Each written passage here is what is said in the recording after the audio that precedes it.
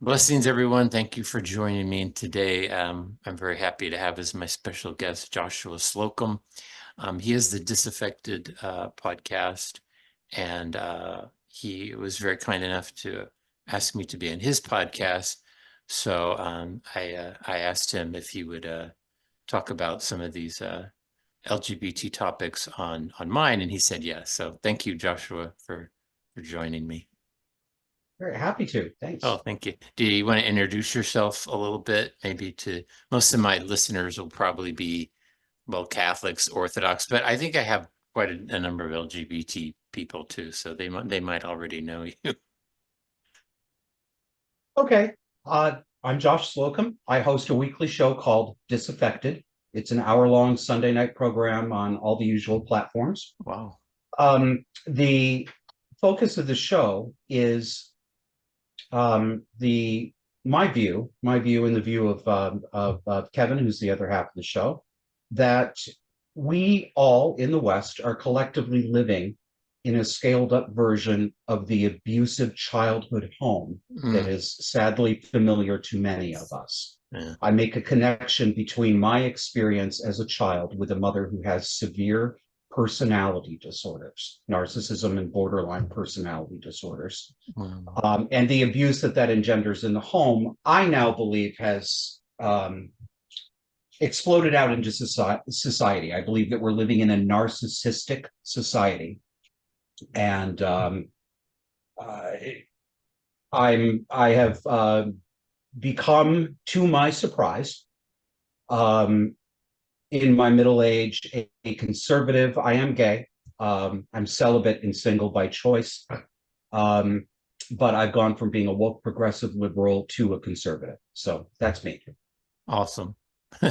And you, because I think because of the topics that you cover, you've you've discussed some of these LGBT topics quite a bit before. Oh yes, yes. It's a major part of our cultural dysfunction.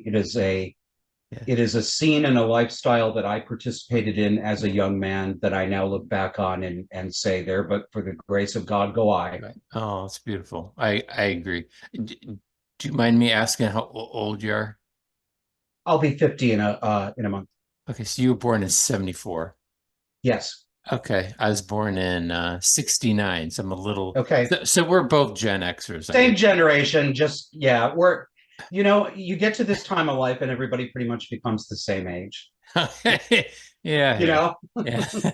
No, the reason I wanted to talk, well, there's a bunch of topics I could talk to Joshua about, but and I tend to be overly broad sometimes in my podcast. That's why I think they go over time sometimes. So I try to narrow my focus, and so we're just coming out of June, the holy month of June, and the Pride Month. It used to be, I remember back in the 90s, it was just kind of a day, maybe a week, in San Francisco, but it's expanded. And I was noticing just a lot of the the postings on not so much Facebook, but on Twitter that had to do with Pride. And of course, it ramped up in terms of like quantity towards the end of the month. I don't know how it works in other cities, but the Pride Parade or March in San Francisco was always the last Sunday of June. So, and it seems like it ramped up towards the end of the month, coming to the denouement of the High Holy Day of the Pride March. And especially, I don't know whether you call them conservatives or I don't know if they're libertarians, but I mean, there were a lot of people posting about um, some of the things that go on at the Pride marches. I think there was more specifically San Francisco and New York. It's always usually those two. And I mean, people were posting videos, and I don't know about still pictures, but videos of like some like the real excessive stuff going on. Yes. And yeah, and in my mind, and maybe you too, because we have a long history with this movement, it's kind of like, well, it's nothing new. This stuff has been going on since day one. And I'm always kind of astounded every year. It seems like, I'll just say they're conservative, that some in the conservative media go back to this uh, uh, uh, post or meme about the excesses in the gay community that get publicly exhibited during Pride, and they're shocked about it, but they do that every year. But it's been going on for so long, so I kind of wanted to talk. That was the general topic I wanted to talk to you about. I wanted to do, Well, oh, go ahead. um, well, and I think a couple of things are going on. As you know, libertine debauchery, excuse me, sexual excess, libertine debauchery, bathhouse sex, sex in the public bushes near cruising spots. This has been part of how gay men have behaved since at least the mid 20th century. So that is not new. We are the ones who invented the bathhouse culture, the back room at the bar culture. Yeah, That behavior yeah, isn't new. But what yeah. is newer, yeah, Mm. is the how public it is, how widely publicized, how True, brazen it is. true. It's not hidden at all anymore. Yeah. And not only is it publicly exhibited, but our culture collectively, Hmm. the dominant strain in our culture is telling us this is a good thing. This is something that should put a smile on your face. This is something you should show your children. That's new. True, true. I remember going to, oh, I'm going to show some pictures. Let's go on. So I was very conservative and I was very cautious about which pictures I chose because I think people know what's out there. And I kind of didn't want to throw that out again. Because my background's in history, I always kind of like to do a timeline. So Mm-hmm. let me go up, and I always say a picture is worth 1,000 words. Let me throw up my slideshow here. Okay, with your permission, I'll go quick. Um, Sure. the I did sort of a quick timeline of sort of the gay pride movement, specifically having to do with marches. So in 1965, the Mattachine Society organized the first public demonstration in support of gay rights. 1969, you have the Stonewall riots in New York City. 1970, you have the first gay pride march in the United States in San Francisco. But in that year, there were also marches in New York and Chicago. You had the Gay Liberation Front, which is one of the first gay activist groups involved with the march in New York City. They intersected with the Mattachine Society, and one of the founding members of the Mattachine Society was Harry Hay, who later founded the Radical Fairies, who was also heavily involved with NAMBLA. And then in 1976, you have the first appearance of Dykes on Bikes in San Francisco, and they were very much instrumental in introducing nudity in public during the Pride marches. And then in this particular photo, you have Harvey Milk at the 1978 San Francisco Pride March. And then to remind people or to let some people know who might not know, Harvey Milk had a penchant for young boys. Probably the worst case was when he was 33, he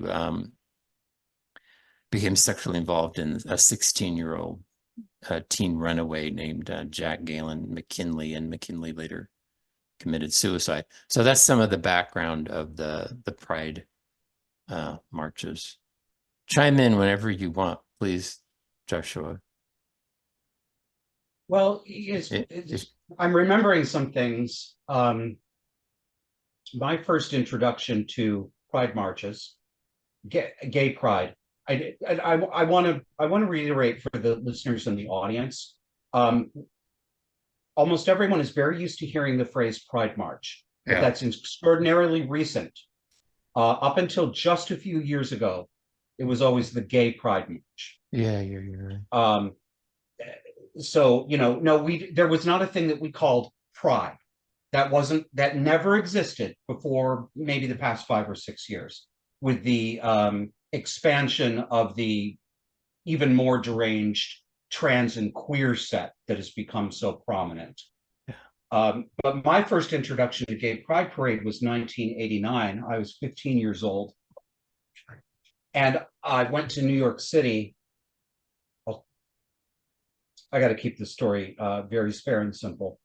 Um, I look back on it now with horror, but I was allowed to go to New York City with a much older man. There was no nothing sexual happened between us, but a much older man who was a member of the Radical Fairies, Oh who boy. thought that it was um, a good introduction for a boy like me to go to New York City on the 20th anniversary of the Stonewall riots and meet the Radical Fairies and play around in the parade. And yes, indeed, as a 15-year-old off in Manhattan, too young, able to do whatever I want. Yes, I subjectively had an absolutely great time, but I never should have been there.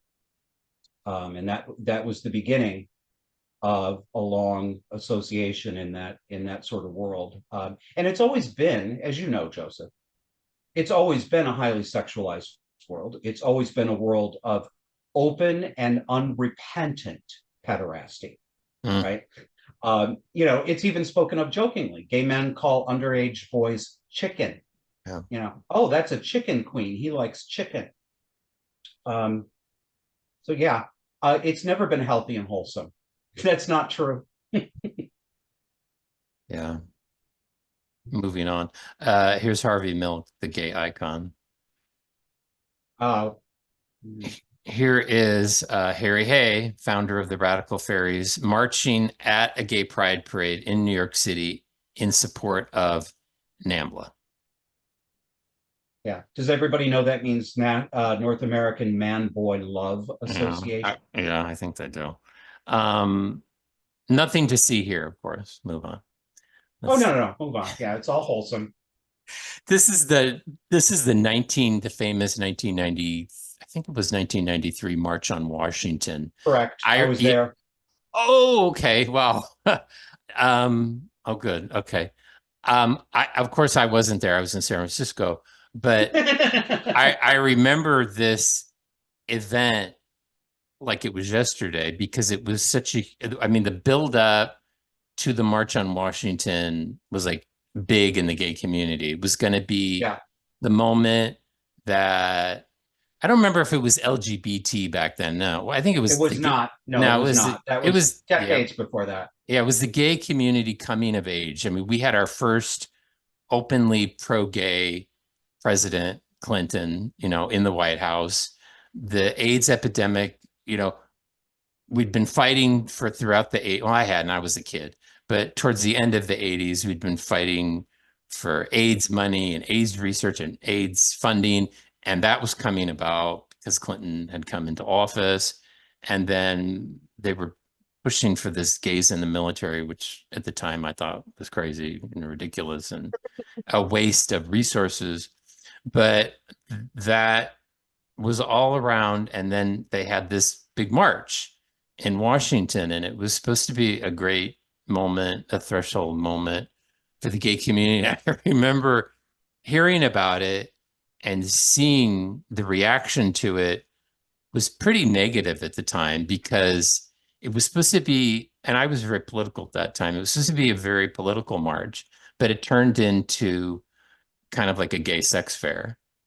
And I think that even the media that might have been more favorable towards it was critical of it. And I think even the gay community, some of us who are maybe more political were somewhat critical of it too. So, but here I went through a video of some of the uh, recordings of the 1993 march, and there's NAMBLA marching in the. Yeah. What was your impression of it since you were an eyewitness?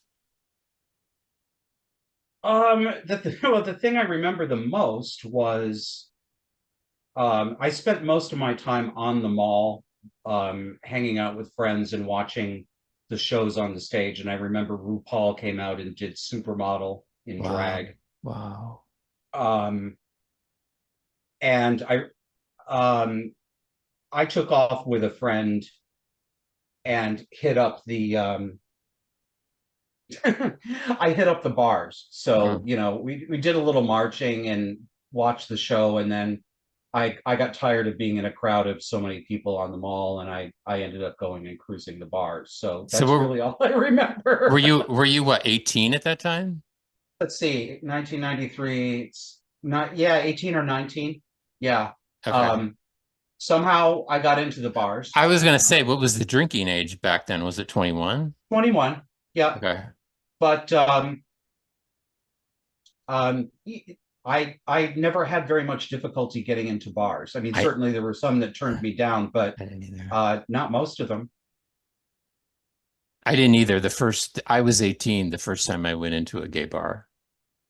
But I was very naive. I didn't even know that like 18, I shouldn't have been there, but I just figured, well, I'm 18, I'm an adult, I can Right.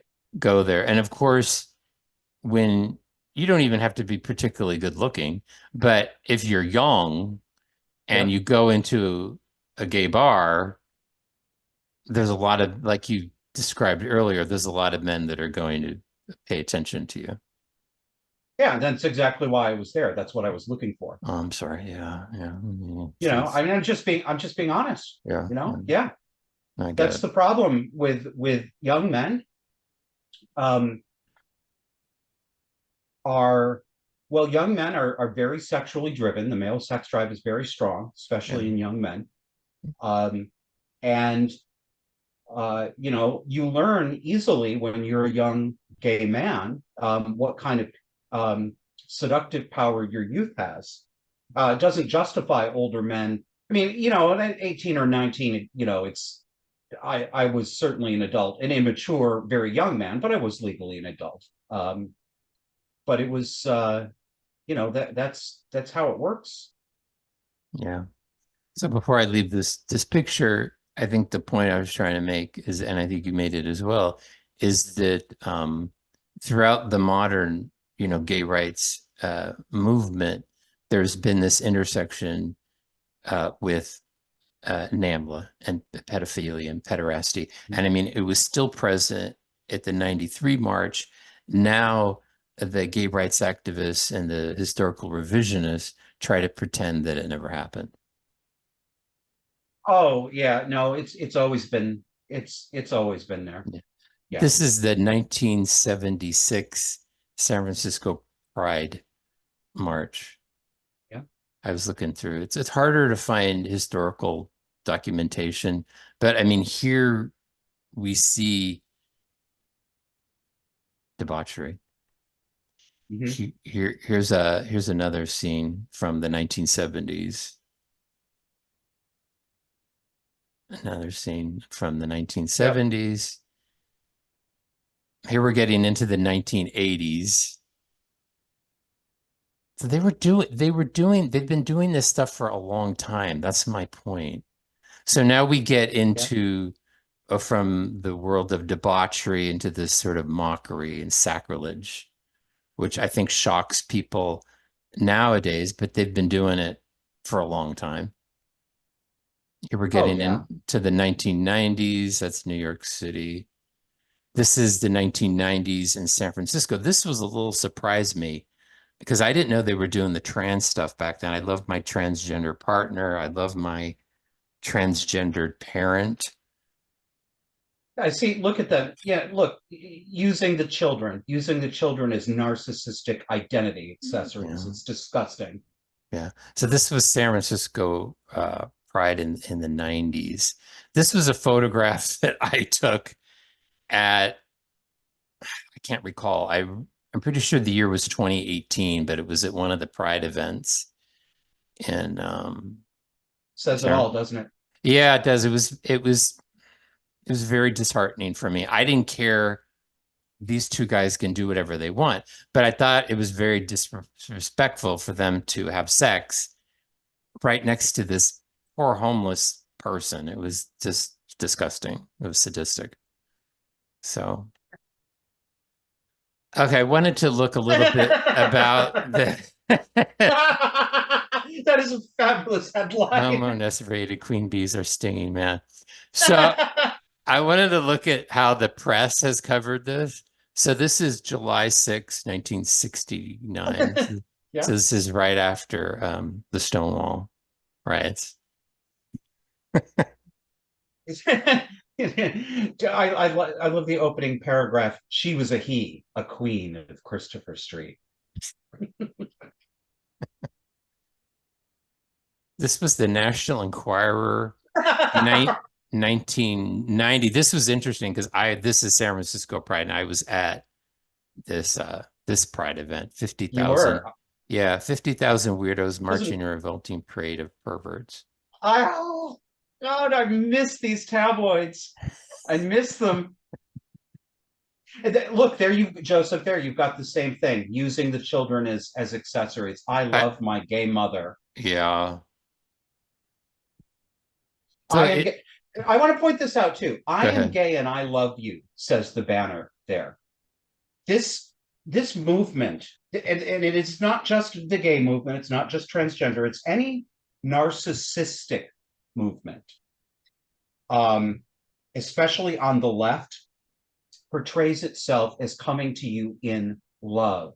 Mm, They are obsessed with the word love, caring, family, affirmation, love. There, mm, this is seductive to young people because so many young homosexual people come from broken and abusive families that either have rejected them and I don't mean I want to be very clear about this to listeners. I do not merely mean in the easy way that always comes to mind. Oh, their families rejected them because they were gay. I'm mm, not saying that. That did mm, happen. mm, Yes, it did. But the thing that nobody in the gay world wants to acknowledge is that statistically, becoming an adult homosexual is strongly correlated with coming from a dysfunctional and abusive household, broken homes, alcoholic parents, personality disordered abusive parents. It's not just the problems at home for gay youth are not simply because the parents are homophobic. I say in quotes. Sometimes it's yes, it's rejection of the child's expressed sexuality, but those problems precede the homosexual identification. These are broken families. And yes, I do think there's a causative effect. I But agree. that's why it's so easy. These people are Pied Pipers. Yeah. It's so easy to get the youth to come on board with them. Yeah. Oh, Anne Lamp. It That's right. That was a famous column. 1992. Yeah, I wasn't aware of it. I was kind of surprised that I saw this, and it was sort of a log cabin Republican guy writing to Ann Landers and complaining about the more flamboyant, um, aspects of the uh, the gay pride movement or Yeah. the gay parades. She gave a very short response, which is what we'll I was be. going to say, I'm almost afraid to ask what she said. She just said, these people hurt the movement because of their outrageous behavior. But this was in 1992. Yep. So I guess the point I'm making is that this stuff is nothing new. And I think the modern reinterpretation of this fella that wrote is sort of that gays against groomers group, who are some of my, I don't know how you feel about them. They're some of my least favorite people on earth Why is because, that? well, what their slogan essentially is they're very anti-trans, Mm-hmm. and they're saying that the trans people are transing the gay away. That most of these children who are identifying as trans would normally have been gay, Okay. and the research actually doesn't back that up, especially with girls. They've Okay. shown that girls who detrans are overwhelmingly detrans to heterosexuality Okay. and being cisgender. Now, with the boys is different. It's about 50-50. Okay. But I feel like they're not so much gays against groomers, they're gays against trans groomers. So it's like you trans people are cutting into our territory. So this was the pool of disenfranchised and vulnerable children that we got to groom. And now the trans people are cutting into our grift. That's what I feel that they're doing. And Well, they're very much log cabin Republicans. That's what they are. And they're okay. against this more flamboyant um, sort of village people aspect of the gay community, which is there and which has been there for a long time. So I think they're trying to remake the image of homosexuality. I think they've been very successful because they've, especially with the Trump people, they've made a lot of inroads. So I think they're a Trojan horse. Well, I think I don't, I mean, I have mixed feelings about that group, and I have mixed feelings about the approach that many gay people are taking right now. I uh, what's the best way to describe this? You and I, Joseph, are a very small minority within an already very small minority. We are two men. I know you don't describe yourself as gay anymore, but we are two men who've had a similar lifestyle and who've come to similar, not identical, but similar conclusions about um, the dysfunctional and self-destructive nature Yeah. of the way that gay people live. And the this is not something that most of our peers and contemporaries want to hear, um, because we're living in the aftermath of the entirely successful Born This Way campaign, Mm, which normalized homosexuality to the point where you are socially penalized and perhaps economically and professionally penalized if you even hint that you believe that homosexuality may not be hardwired and inborn, or that it may be influenced by abuse, which I do, in fact, say without reservation or apology. Um, Most gay people don't want to come to this because they would have that and I understand this because I used to be like them and I was this resistant. It requires brutal self-examination and brutal examination of the people that you've held close to you in your life and that you've loved. It is extraordinarily emotionally confrontational, and you will not like what you find. It's ugly. So I understand the motivation to want to keep that away from you. Nevertheless, I believe that it's true. And I think the majority of gay adults are whistling past the graveyard. yeah. And I'm not saying that they're all bad people. They're all, evil narcissists. Some of them certainly are. Not all of them, though. Um, but they are not emotionally mature enough to accept the reality of what this subculture is based on, what it does psychologically, and where it comes from, because their sense of their own identity that they fought very hard for a long time would crumble if they had to look at themselves and say, you know, maybe all of this wasn't a path strewn with roses. Mm, Maybe all of these things that I've told myself for all of these decades, maybe they're not true. They don't want to hear that. mm. That's beautifully put. Thank you. Thank you. Um, that I had this was from 1993. I think it was originally published in National Review. I wasn't familiar with this author, Joseph Sobran. I looked him up. He died rather young. It was sad.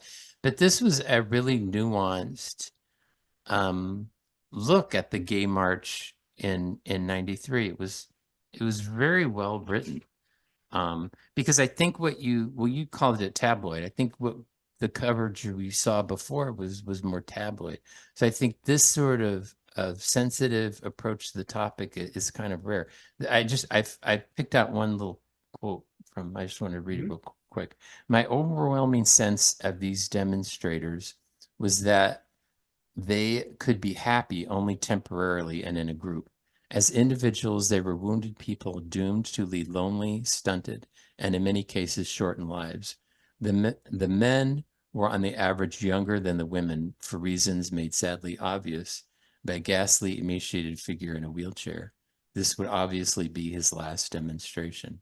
It was a really good Yeah. um, article because I think what we see a lot of now is just clickbait. And I think what you said just before was really important too, because I think you're looking at the individual human beings that get involved with this movement. And I think sometimes conservatives, especially what I've seen online, I kind of reduce these people to a group and then also to just the these sort of shocking moments that they see. It doesn't excuse any of that, but I think what gets lost is the individual people that get hurt and harmed, Yeah, in and in the gay rights movement. yeah, that's a really good point. And I think, yeah, I think conservatives, um,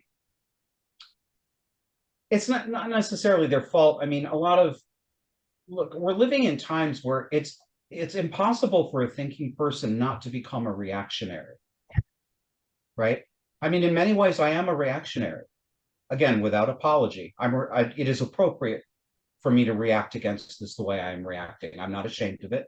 Um, but that's not the whole picture. And conservatives who have not had close family, personal contact with gay people um, may not know, like they look at these pride parades and they rightly say, look how lewd this is, look how exploitative this, look how harmful this is to children. They're absolutely right. I'm with them.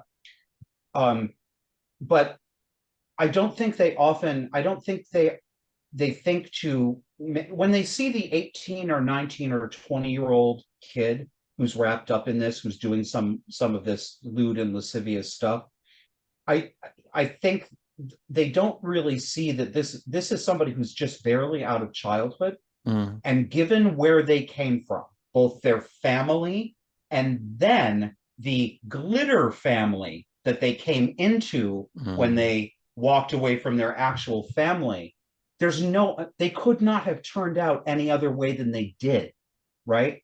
I agree. They were mistreated. Now, when you are an adult, it is your moral responsibility. You have to take control of your behavior, even though you were abused, even though you were indoctrinated. When you realize that, you do have a moral duty to take ownership of your own behavior and change. But not all of these people are at that point yet. No, I agree. I agree.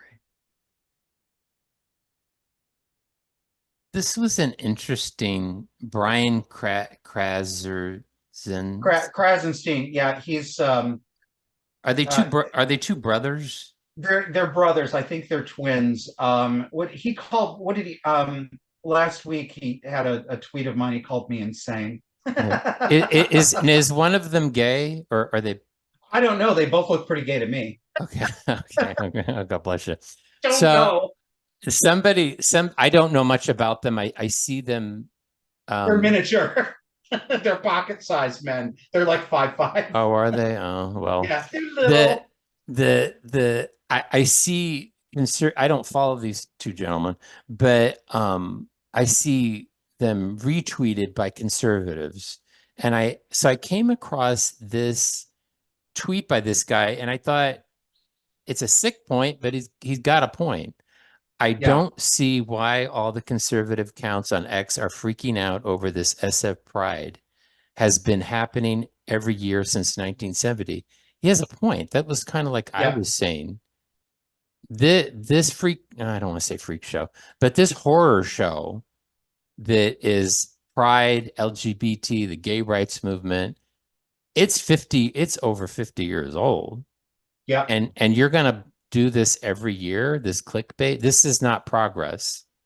This is just No, it this isn't, is it? this is, I mean, in terms of conservatives, it's just clickbait. It's not progress. You're not wrestling with the issue. You're not talking about underlying issues like you are of trauma and woundedness. And it's not helpful. So I think I don't know what the point, that's not the point he was making, but I think what he was saying is that it's been going on for 50 years.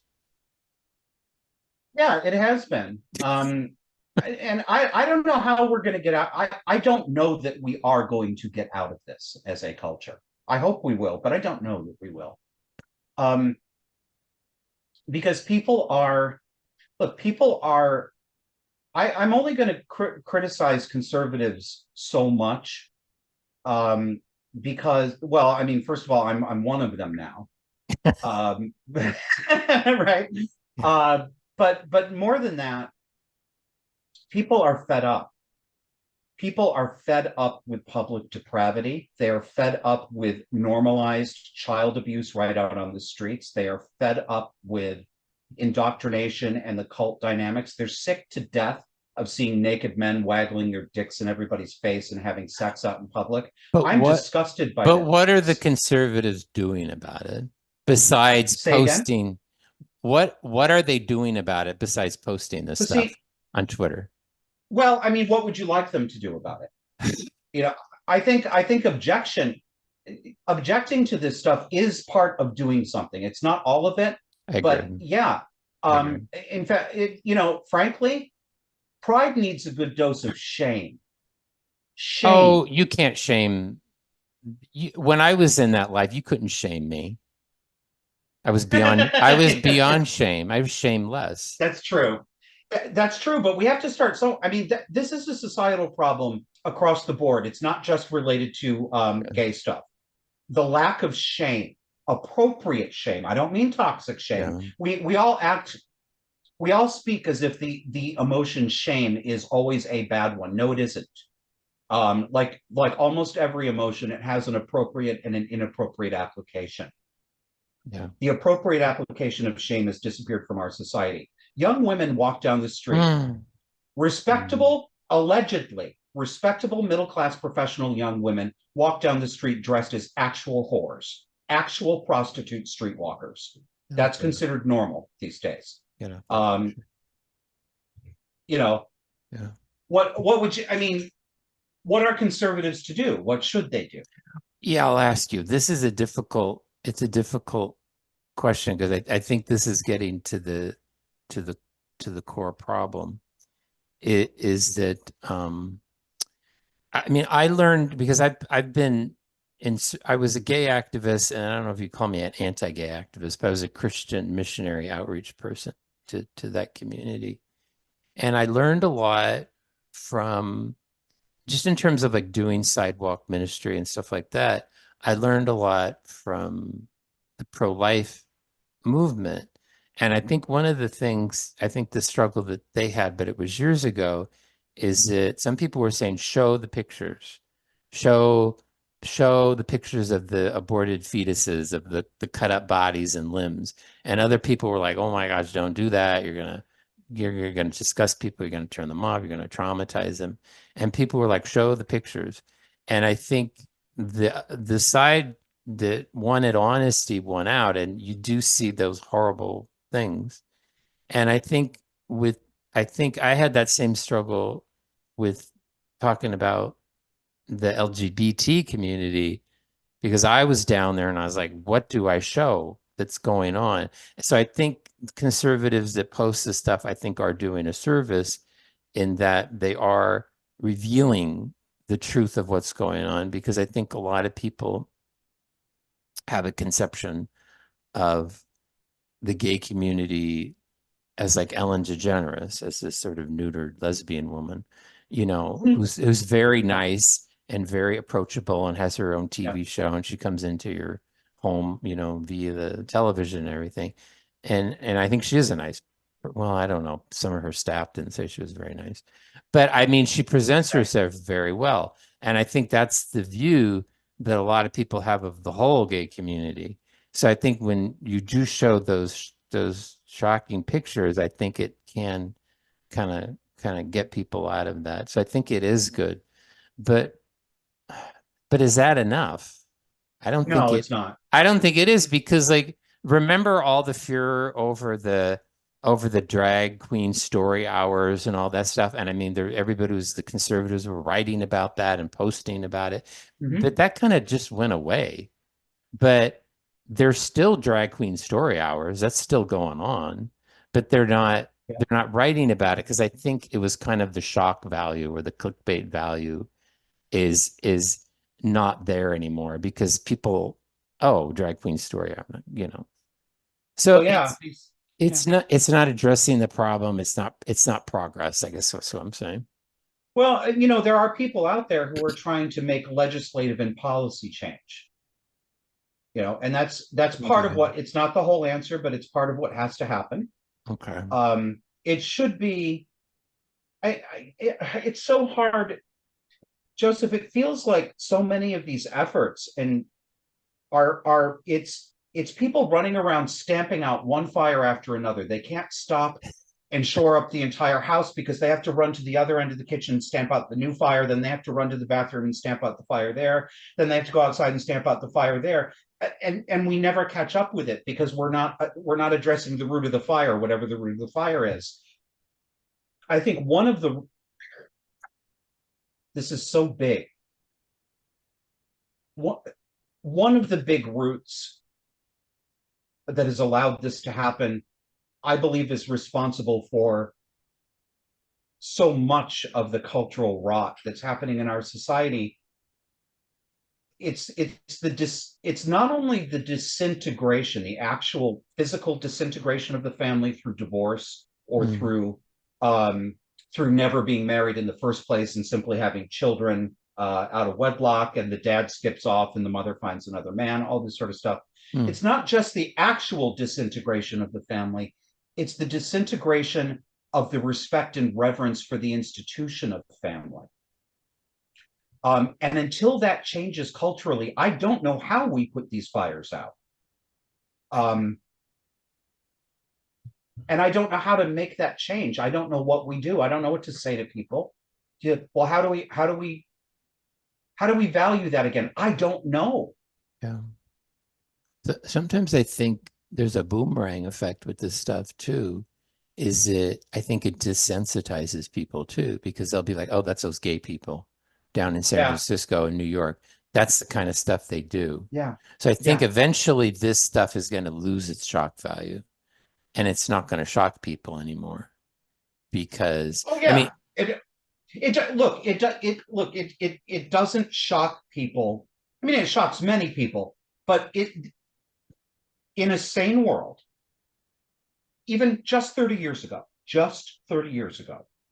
the very idea of a child's sex change, a transgender child, would have been yeah, crazy. obscenely shocking to every single American except for the small depraved minority. Nobody, regardless of their political or religious affiliation, would have tolerated that. But we do now, don't we? We see, Mm, and it's almost universally mothers doing this. This is a woman's sin, not a man's sin. yeah. It's a mother's sin of screwing up their children, poisoning their children with cross-sex hormones, and then setting them up to have their breasts cut off or their Mhm. penises inverted.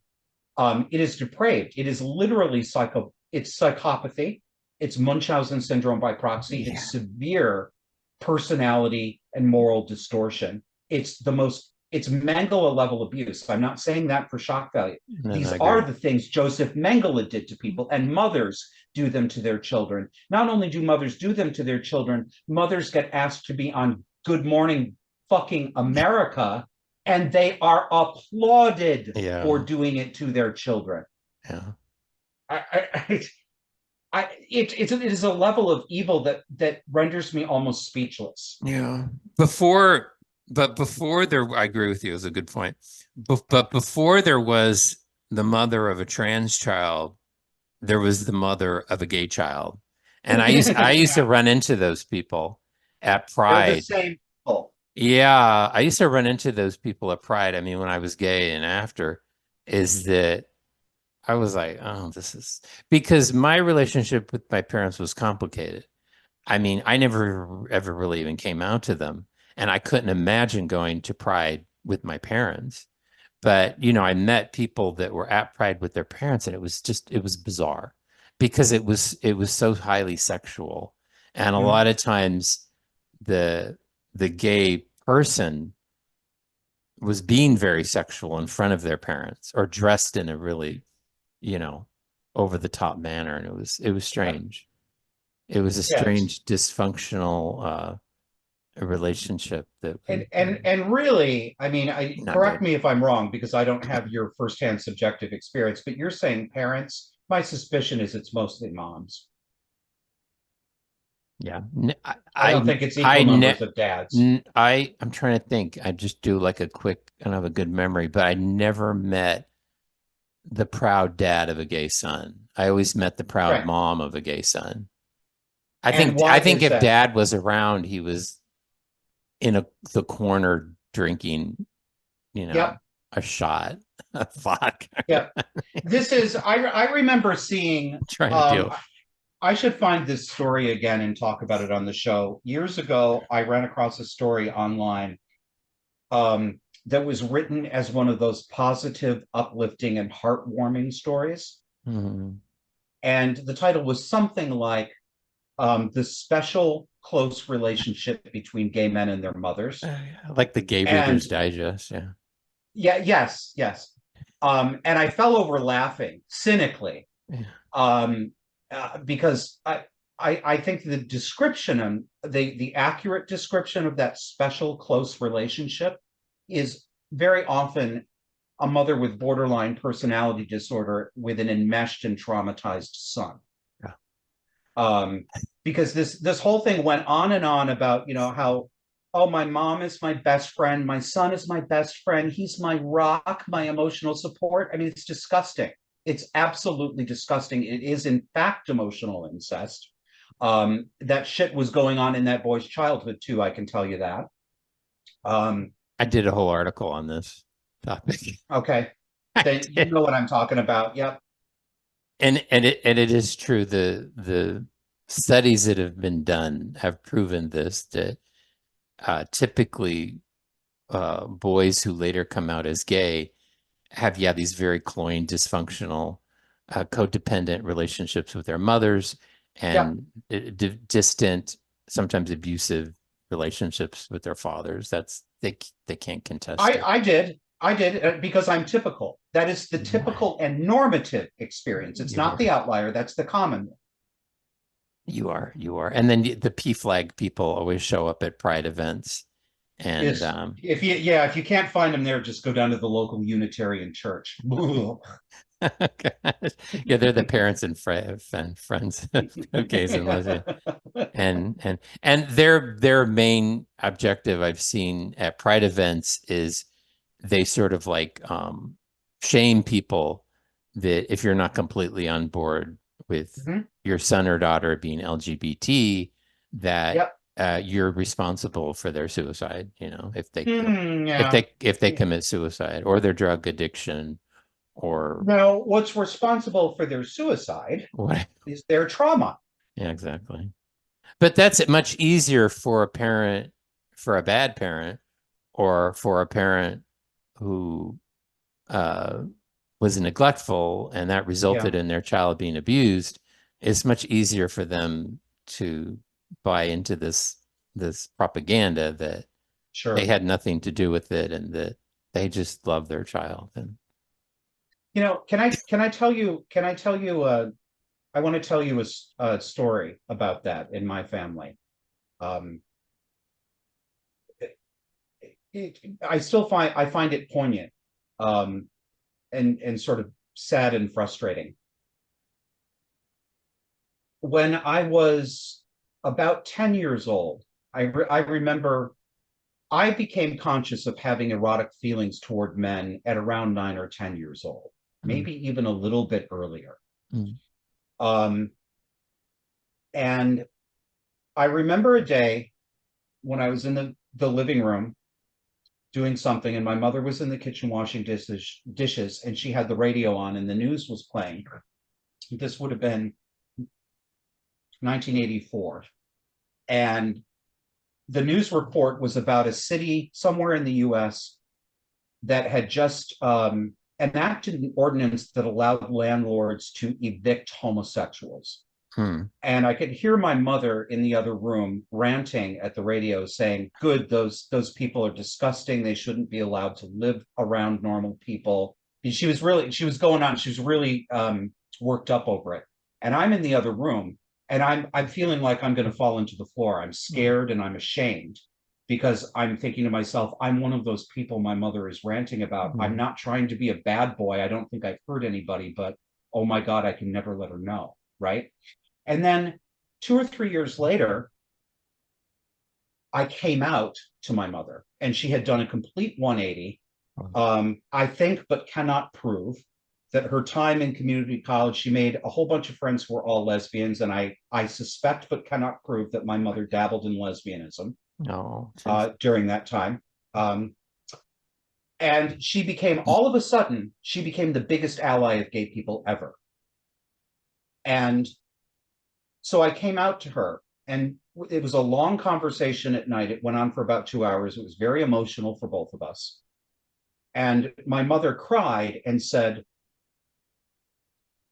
I worried for years that I made you gay because your father, I didn't give you a father. My father left her before I was born. And then when I was between 3 and 4, my mother married my stepfather and had children by him. He was a violent man and a pedophile. Mm, Um, and again, very typical. Um, she said, I worried that I made you gay because I didn't give you a father, and the father figure I put in your life was a monster. And mm, and I said back to her, and I meant what I said at the time. Mom, you didn't do anything to me. This is just how I was born. This isn't your fault. You shouldn't feel guilty about it. And even though I don't speak to my mother, and there's no love between us left, um, I still don't, I don't blame my mother. I don't think my mother consciously tried to make me gay. But I think back on that conversation and I think there's some truth to it, Joseph. mm. I think it did. I think that experience did, in fact, push me into homosexuality. I agree. I agree. And I'm not even saying that with blame. My mother's responsible for a lot of torment of her children, but I'm not blaming her for this. It's No, not, it's not some conscious thing that she set out to do, but I think it might be true. yeah, I agree. I agree. Actually, here, let me, can you see that, Joshua? Yes, I can see it. Okay, I posted this 50, oh, gosh, 53% of mothers of boys with gender identity disorder compared with only 6% of controls met the diagnosis for borderline personality disorder on the diagnostic interview for borderlines or had symptoms of depression on the Beck depression inventory. 53% of mothers of boys with GID.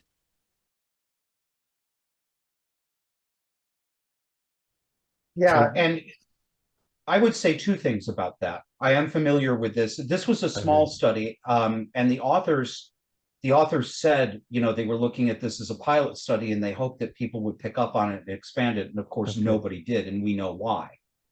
Um, I would say two things about this. One, what was then called gender identity disorder and is now called gender dysphoria. It's all yeah, nonsense. yeah, yeah, yeah. Um, but that phenomenon, take the label away, just think of the phenomenon itself. It is basically the kind of thing that beset boys like me. Yeah, Had I been brought in for diagnosis in that era, I would have been diagnosed with what they call gender identity disorder. yeah, Um, Very common, not universal, but very common for young boys who then later turn out to be gay. yep, Um, I would also say I do not believe that only 53% of these mothers actually I mean, I believe their methodology. I believe they found what they found with whatever arithmetic that they use. But no, objectively, I don't believe that 47% of that the rest of them were completely psychologically normal. I don't believe that. Oh, so you think it's more than 53? Yeah. Absolutely, Yeah. absolutely. Yeah, I think it's most of them. Okay. Yeah, I Not agree. all, but great majority. Yeah. Either, and it may be the difference between somebody who fully qualifies for a borderline personality disorder diagnosis as compared to someone who's very high in borderline traits but still remains subclinical. I Yeah. think the same constellation of psychological dysfunction is present in most of them. Okay. I just wanted to get your reaction real quick to this. So this is the Gays Against Groomers, who I mentioned earlier. Gender non-conforming youth overwhelmingly grow up to be gay and lesbian adults. Stop transing the gay away. Yeah. This is kind of bizarre. Let kids be kids. What the heck is that? Is that kind of sick or what? So, I I mean, it's yeah. okay for kids to be gay, but I don't think it's okay. There's no such thing as an LGBT child. So, but they're claiming kids are gay, but kids are not trans. I know. I know. This is difficult. This is difficult. It continues to be a difficult conversation for us collectively to have. Yeah. Um, It's just, wait, here's the let kids be kids thing is so bizarre. I know. Well, yeah, yet I understand it, and I'm not willing to say that most of the people behind this message have nefarious intent. Because I remember when I was a person who would say exactly this. I wouldn't say it now, and I wouldn't say it that way, but I know why I would have said it. And here's what we have to reckon with, and I think people like you, Joseph, will have to figure out how to reckon with this too. And I haven't figured out entirely, but I think it's something I would suggest that people in your camp think about as well. You're coming up against people like I told you that story a couple minutes ago about how I was aware of having erotic feelings about men prior to being 10 years old. Hmm. So my subjective experience, was yeah, I had gay feelings as a kid prior to puberty. Mm, I know now, I didn't know it then, but I know it now, that that's very likely an outcome of child abuse, right? I didn't mm, understand that at that point. I do understand it now. But the subjective experience of many gay adults today, they will have memories like I did. They will say, "Who are you, Joseph Schambra, to tell me I wasn't a gay kid? When I was 8 years old, I had a crush on Billy, blah, blah, blah." So we have to find a way to acknowledge that accurately reported subjective experience, yet not contribute to this idea that there are kids born gay. It's sticky. Do you see what I mean? I agree. I agree. I think the when when kids want to come out to their parents and the parents ask me for advice, I always recommend to the parents, well, ask them, why do you feel that way? Why do you feel that you're gay? Mm-hmm. And I think that starts a conversation, and sometimes uh, that can open up a lot of it'll open the discussion up about why, because maybe people don't ask them why, they just feel like, well, that's the way I am. But like, when did those Yeah. feelings start? Why do you think they started? And I wouldn't have been able to answer you. If I were that child and you were a parent saying that to me, I would not have been able to answer you. The only mm, thing I would be able to truthfully say is I can't tell you why. I just know what my feelings are. And mm, I would be telling you the truth, right? mm, Um, and I think, and there's also, there's a significant minority of family situations with a gay adult where there's no apparent abuse in the background. Now, we can't know that there was no abuse. That's why I'm using the word apparent. mm. Um, but we also can't know that there was. So, I in my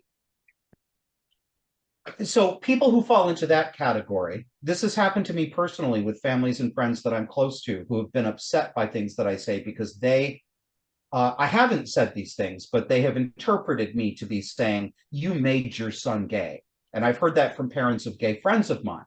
Yeah. who've said, I felt really bad because I thought you were telling me I'd made Johnny, my son and your friend gay.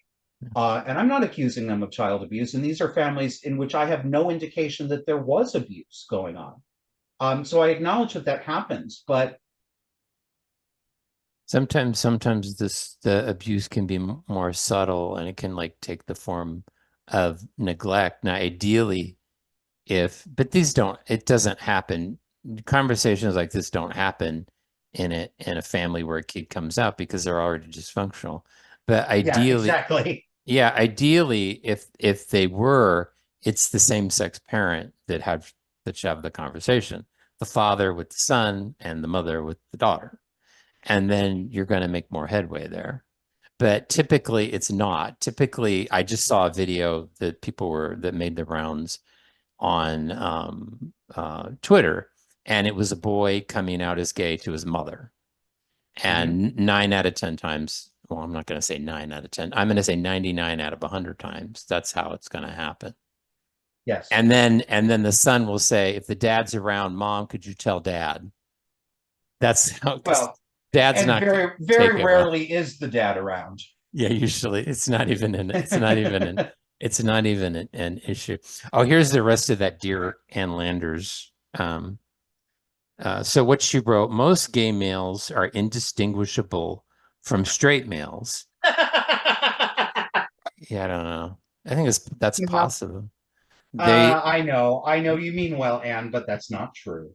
they must cringe when they see the bizarre antics you describe. Every minority has its lunatic fringe extremists and nutcases who impede progress, block acceptance, and make life hard for everybody. I mean, we've come a long way as a culture too, because I think for her to call those people extremists, nutcases, that would be not politically correct now. I mean, Right. Yep. I mean, so I mean, in the '90s, people that were doing more public odd behavior, I guess you could get away with that and calling them nutcases, but you Mhm. certainly couldn't say that now. Yep.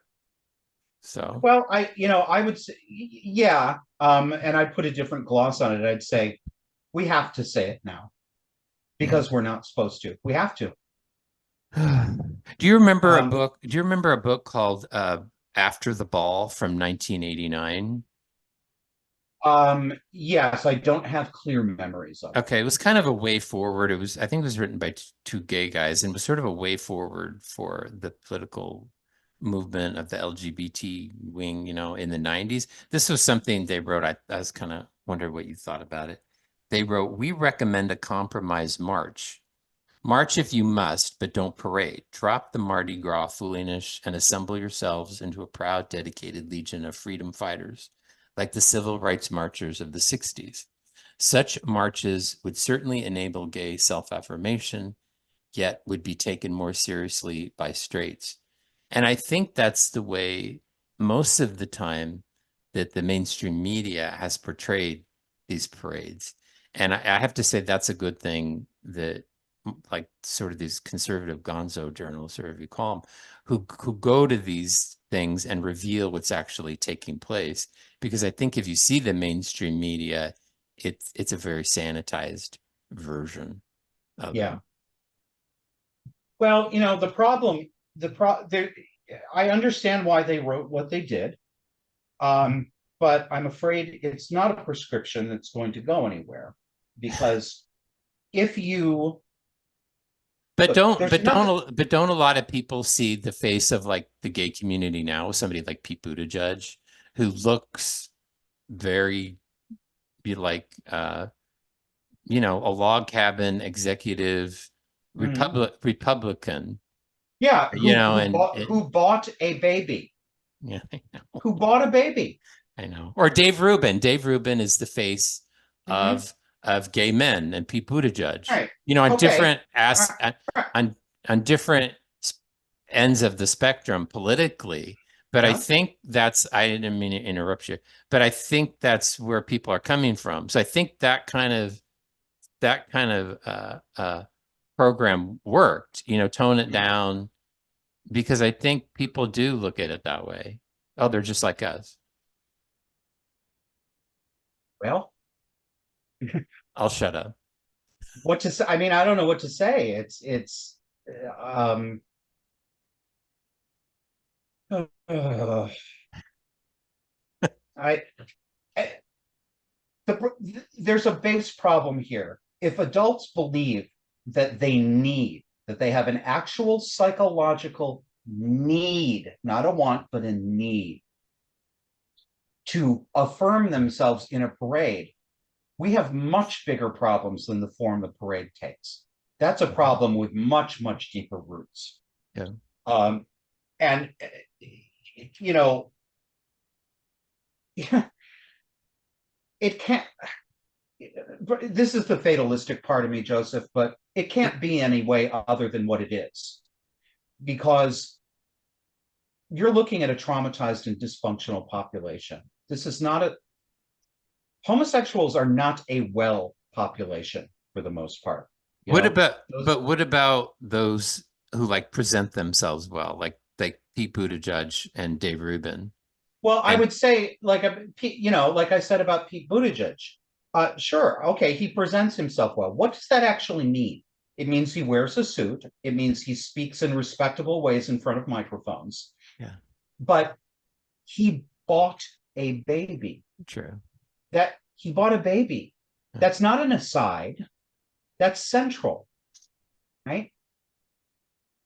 You know, the fact that we talk about commercial surrogacy as if it weren't an incredible sin against the child is disgusting to me. yeah, And the fact that we actually praise gay men, narcissistic gay men who buy babies, deliberately depriving that baby of their natural mother with the cooperation of the mother who sold her baby, yeah. is disgusting. This is immoral, insane behavior that does not become respectable and nice just because it's shown in a June Cleaver style suburban living room.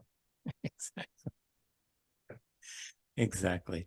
But I think those public, and I think Ellen DeGeneres did. I remember when she came out in the late 90s. And she presented herself, she's always, I think, presented herself well, except for the when Mm-hmm. I think her staff said she wasn't very nice. But Mm-hmm.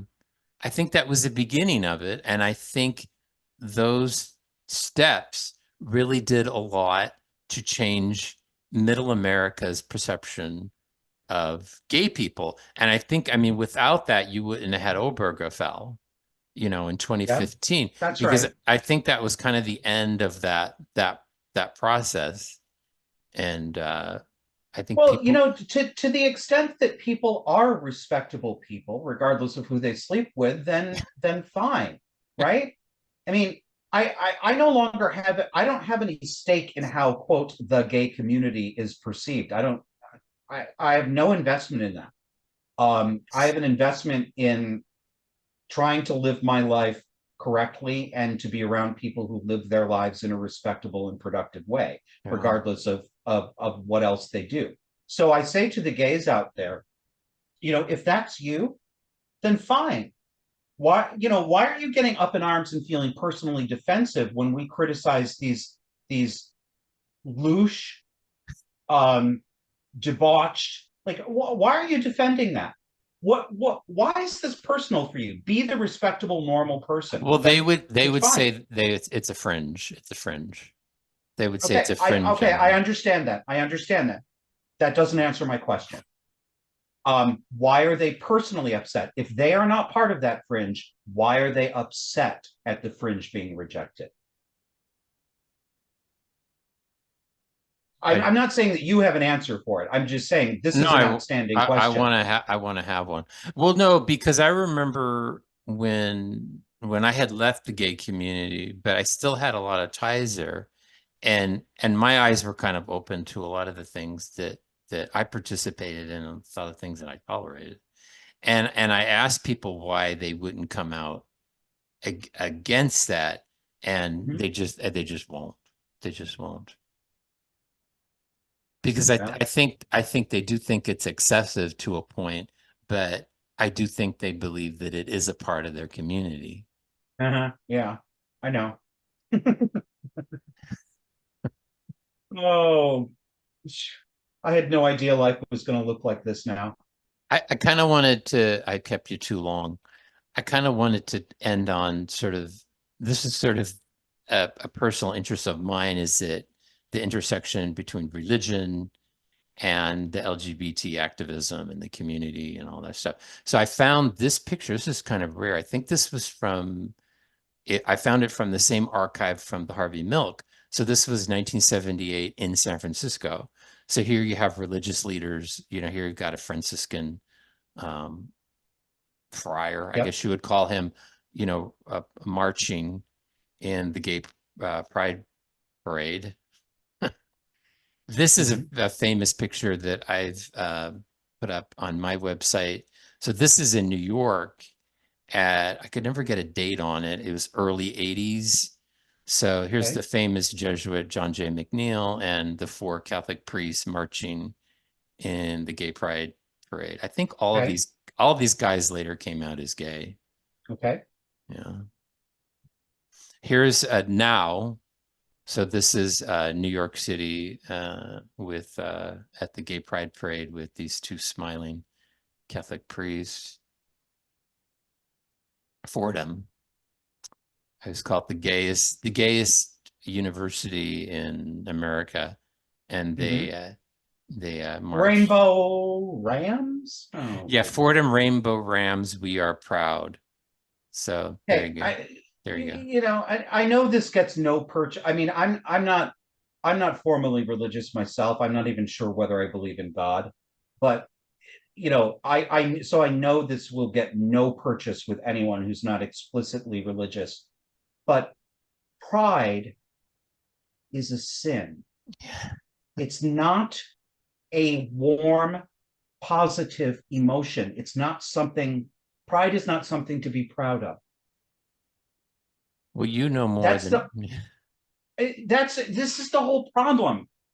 You know, pride doesn't mean, I think some people think that it means the normal self-respect and self-regard that a well-balanced human would have. No, that's called self-respect and being a well-balanced human. yeah, Pride goes beyond that. yeah. Pride is self-centeredness. It is self-aggrandizement. It's a form of self-idolatry, if you will. Yeah. And you don't have to be a believer to understand these human concepts. These are human concepts. They're not just what the Christians think, Yeah. right? I, But yeah. I think the way that the pride in the gay sense was presented to me was that um, gay people were always given the sense that they had to be shameful yeah, about who I they get it. are. And then we were proud to say, well, I'm gay, and we're proud to be out in public. And that was like the whole idea of the march, is that we're coming out in front of everybody and saying, this is who I am, I know, love me or leave me, I'm I know. proud. But And then, we can see that that prescription did not cure the disease the way we were no, told that it would cure the disease. Because what has no. happened 50 years later, we're even more prideful. We are not any bit less excessive. We are more excessive. Yeah, yeah. I wanted to get your reaction to, hopefully you can see this. Can you see that? Unframed? Yeah, this Yes. kind of freaked me out. This has triggered me. So this is not Fringe. This is from the Los Angeles Community Museum. Okay. And they had made some of these pictures I'm going to stream through because they're triggering to me. Pieces of queer history. Okay. So this is from the early movement. So I wanted to bring this home again to where we started out about how gay pride and this whole movement has pedophilic roots. This is What I can't read that text. What does that say? it's a poster. So here's the caption.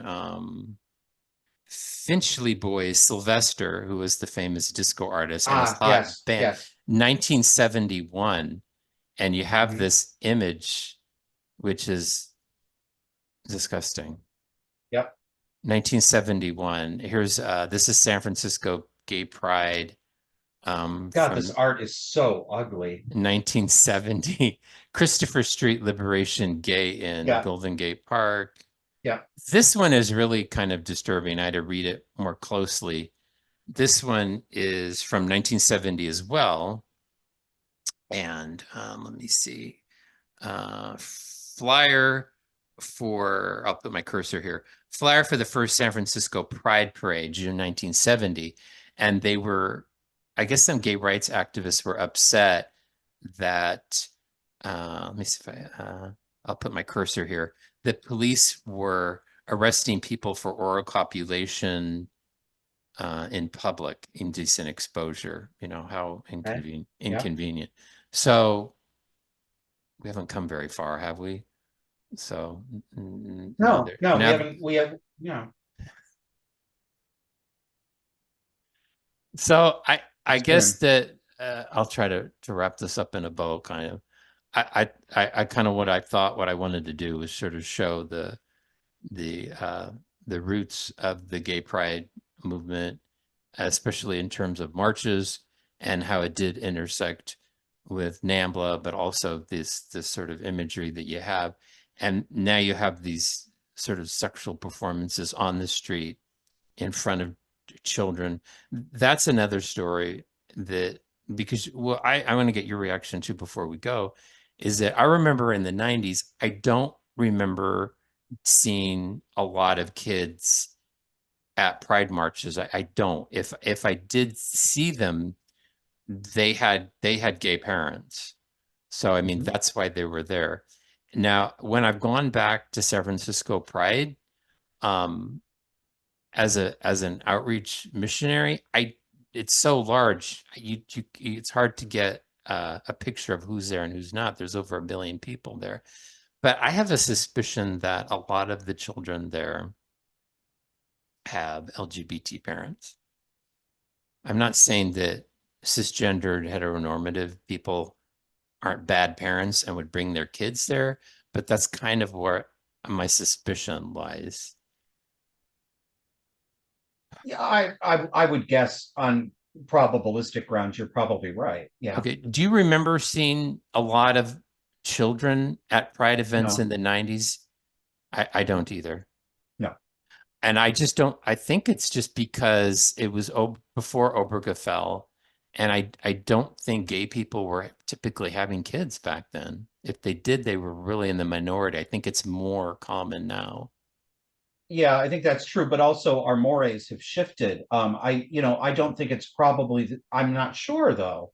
It's probably not the majority, but I think there are a lot of people showing up at pride parades now who are heterosexual families with kids. Oh God, I hope Just, not.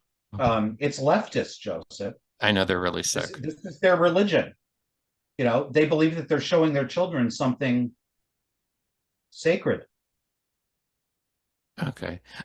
Yeah, one of the things that before I go that I noticed too is that after, especially after Obergefell, that people, conservatives online were getting upset because it seemed like at that point children started showing up at these pride events. And then you also had Drag Queen Story Hour and all that other stuff. Mhm. And I kind of thought, well, you're legally allowing gay people to marry. So of course they're going to have children. And all this pride stuff, that's part of gay culture. So you might not like it, but that's the way it is. Of course, they're going to take their kids to these events, and those kids are going to show up there. Yeah, You see what I'm saying? yeah, I So, do. so if you don't like kids showing up at these events, you never should have allowed gay marriage in the first place. Because of course, gay people, if they're married and they have kids, this is part of their culture, and they're going to take them there. Well, that's awfully interesting because there used to be a time within living memory in this country where we recognized faulty parenting, and when Yeah. we criticized parents for doing things like bringing children to strip shows, Yeah. which Ugh. is what this is, Yeah. right? Yeah. So I think what I'm hearing from those people is that it's normal. for gay parents to overly sexualize their children. I mean, I'm sorry, there's no way out of this, Yeah. right? I mean, what are we going to say? Are we going to apply this to, like, say there's a strip club where 10 girls work at the strip club as dancers, and they all have children, and Yeah. they bring their children, have them sit in the back row because they don't have babysitters. Well, of course they're strippers, it's part of their culture, so of course they're going to bring their children. Are you going to say that to that? Well, maybe we are saying that now, but it's the Yeah. same thing, and it's just like there's no excuse. No, no. And I used to be, I used to be a gay guy. So of course I watched the movie Mommy Dearest quite a few times. Oh, And I yeah. remember a scene in there, So you've met my mother. oh, I'm sorry. And then so I remember a scene with Faye Dunaway who played Joan Crawford, and she's trying to adopt children. Yep. Yes. And she goes to I guess, an adoption agency, and the Yep. woman says, I'm turning you down. You're single, you've been divorced, we're not putting a child with you. And I think, oh my gosh, look at what's happened since then. They're The putting, exact line from that adoption agency lady is, "We have a moral and legal responsibility in this job." oh man, you're hardcore. So, And oh, you actually know the lines. Okay, yeah. I can recite the entire script from every character start to finish flawlessly. Oh, I love you. Okay, so yeah, look at what's happened, and it's very, very sad. And one of the I'll leave it. I keep saying I'm going to leave it at this. One of the saddest interviews I ever watched was because I used to really like Jordan Peterson, Okay. um, but him and Dave Rubin did an interview together or conversation or whatever, and they have a long history together. Mhm. And Dave Rubin was talking about how him and his husband had have these two test tube babies, and uh, Mhm. Jordan Peterson was wrestling with it. And what about this? And what about that? And what about breastfeeding? And what about nurturing mother? And blah blah blah. And Dave Rubin is rationalizing everything. Well, my partner has all these more caring, compassionate aspects to his personality, and we have breast milk in the freezer and all this stuff. And Jordan Peterson finally goes, "Oh, okay, I think this will work." So that's where people have come to. So your cat saying, She's special guest. yeah. Thank you, Joshua, for Joseph, thank you. I'm delighted to talk to you. I'm happy to do so anytime. There yeah. aren't very many of us out there. It's good to talk to you. Yeah, and I wrestle with a lot of this stuff in my head too, and I don't really have anybody much to discuss it with either. Sadly, my friends that I had when I was gay, it's interesting because I'm trying to think, a number of us actually we didn't leave together, but we sort of left at different times. I think the gay thing kind of plays out for a lot of people, especially if you're like in New York or San Yeah. Francisco. Either you get sick or Yeah. you get dumped too many times, or your boyfriends or You get husbands. middle-aged and tired, Yeah, you you do, know? and you don't fit in much anymore. So a lot of us kind of washed out, but unfortunately, they're dead. And yeah, I don't have a lot of people to talk about this stuff with. So I'm glad that I discovered you, because I think, although we don't agree on some things, I think on the fundamental things, I think we're on the same Yeah. page. So that's Yeah, I think that's so too. nice. I'm glad we found each other. So Likewise. thank you. Thanks again. I'll see you around.